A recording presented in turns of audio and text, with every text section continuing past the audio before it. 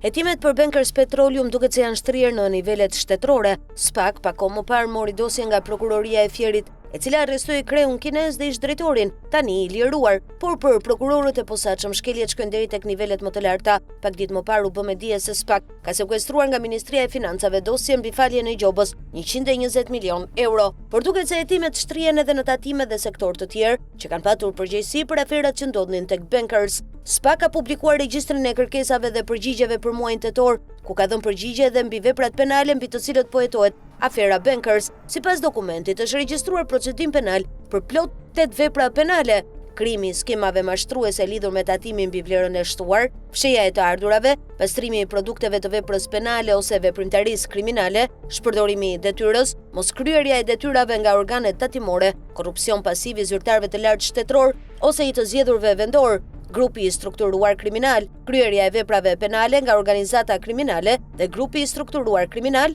Pra janë 3 vepra të reja, pasi prokuroria e Fierit kishte regjistruar procedim për krimi i skemave mashtruese lidhur me tatimin mbi vlerën e shtuar, fshehja e të ardhurave, pastrimi i produkteve të veprës penale ose veprimtarisë kriminale, shpërdorimi i detyrës dhe moskryerja e detyrave nga organet tatimore. Bie në sy vepra korrupsion pasiv i zyrtarëve të lartë shtetëror ose i të zgjedhurve vendor. Pra, do të thotë se SPAK po heton pushtetarët që janë përfshirë në afera me kinezët. Po ashtu, kemi hetim për grup të strukturuar kriminal.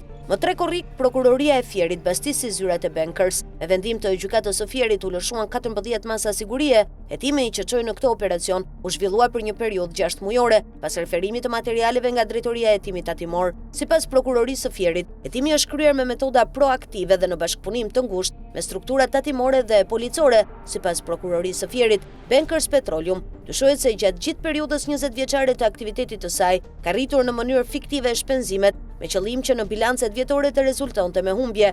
Kjo skem i ka mundsuar kompanisë të shmangë pagesën e tatim fitimit, ndërkohë që ka përfituar rimbursime të pajustifikuara të TVSH-s, duke i shkaktuar buxhetit të shtetit miliona lek dëm. Mashtrimi është realizuar sipas hetimeve me ndihmën e individëve dhe shoqërive kontraktuese, përmes dokumenteve të falsifikuara dhe veprimeve financiare të dyshimta, të kryera me operatorë dhe individ të ndryshëm brenda dhe jashtë Shqipërisë, ndërsa më 4 tetor dosja kaloi në SPAK.